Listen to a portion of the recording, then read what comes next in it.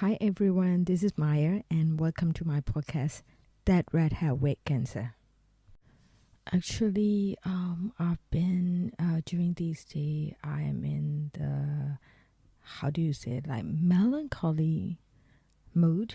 So it's gonna be the dark mode in this episode. So, listener discretion is advised because if you're a sad person, I don't think you'll be able to listen right now.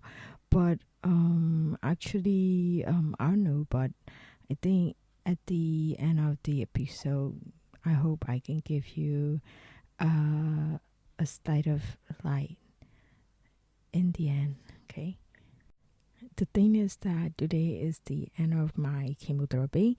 I have enjoyed it for like 6 months, total 8 cycle of chemotherapy containing both injections and oral medication of, total of 672 tablets of chemotherapy. So, I think I should be celebrating, but the chemotherapy has wounded my body and soul so bad, so that I think I'm gonna need time to hibernate and rehab and things like that.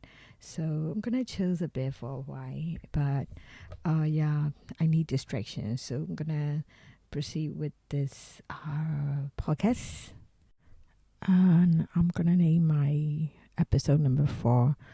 What's gonna be at the end of the tunnel? What I'm gonna tell will be a sad story, so I'm sorry about it.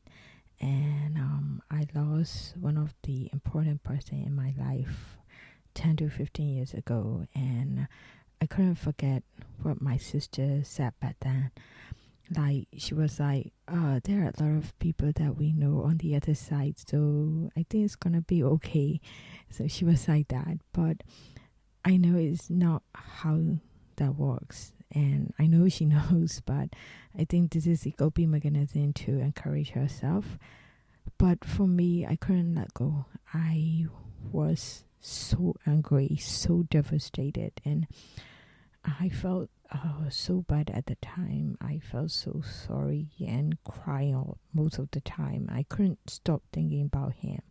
So I seek help from, of course, movies and YouTubes and and books, and I'm not quite, I don't remember what movie, but in there, the one of the actors said, I try not to think about it. So I really like that work. I since then, whenever I miss about about him, I miss him, I was like, okay, I'm gonna stop thinking about it. I'm gonna replace this thinking with another thinking, any thought that helps. So, but I actually, it helped. I think maybe it's the time, time heal everything. So was like, was thinking about 2 to 3 years ago. By that time, he would be like 20 by now, and the world is so dangerous. So it is, I don't know. I think he will be, I just pray that he will be in the best place. I don't know, but actually, yeah.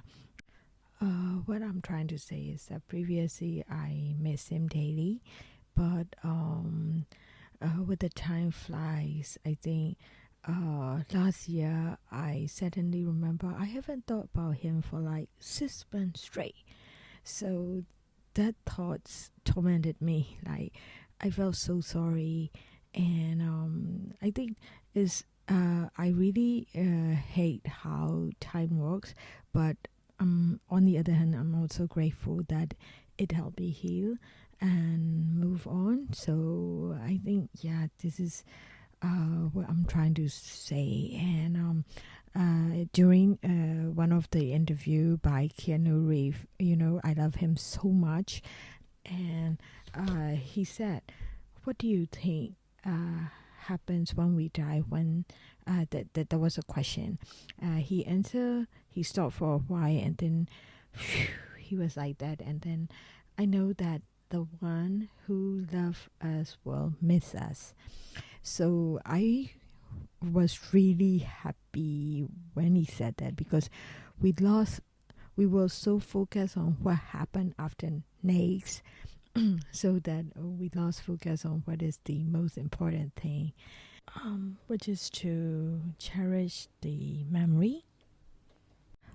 With the chemo cycles are ending, the side effects are all cramping up, and I was like so scared, so angry, so painful, and the resentment, and yeah, these all the emotions, all the bad emotions, fucked up my brain. I'm sorry, messed up my brain so bad, so that and it was like a dark tunnel that I'm passing through.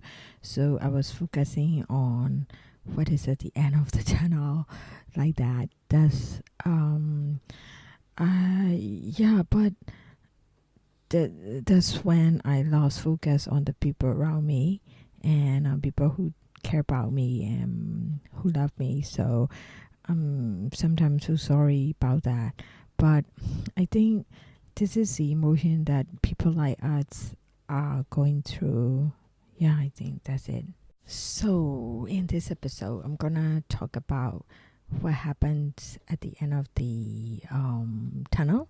So there are like options, like, even after the tunnel, the bad thing is that there could be another tunnel, very sad things. And yeah, there could be the good things. There could be the bright light, so bright that it mesmerizes you, that kind of feeling. So yeah,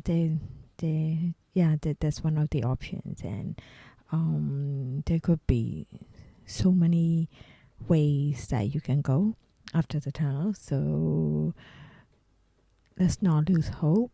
And I think sky is the limit. You can imagine the fantasy. So yeah, I think that's what's at the end of the tunnel. Maybe good thing, maybe bad thing. So whatever happens, I think, yeah, it's okay as long as you stay strong and then you don't lose yourself. So the next thing I'm gonna do will be like focusing on my rehab, and I need to not only physical rehab but mental rehab. I know that because I'm so broken right now.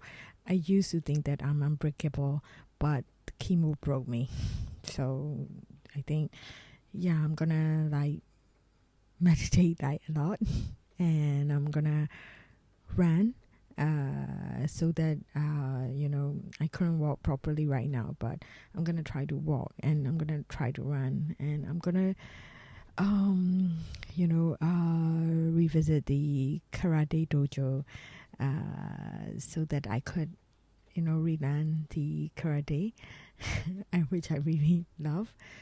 So, and next thing, oh yeah, I'm gonna live with my families and relative happily, and I'm gonna take care of my friends as much as I can, so that I can repay back their kindness. And I'm gonna thank everyone that helped me, especially my mentor, my doctors, and my seniors, and my friends, my colleagues, previous colleagues. And yeah, I think I'm gonna live happily. I used to think that there is no happily ever after, but yeah, it's true. I still think that like that, but I'm gonna live happily whatever happens. This is the end of my episode number 4, and so let's not forget who we are and where we stand, and don't forget to stay in the present moment. You can think about the future every now and then, but not too much. So let's live with no regret. Okay, bye bye. See you next time.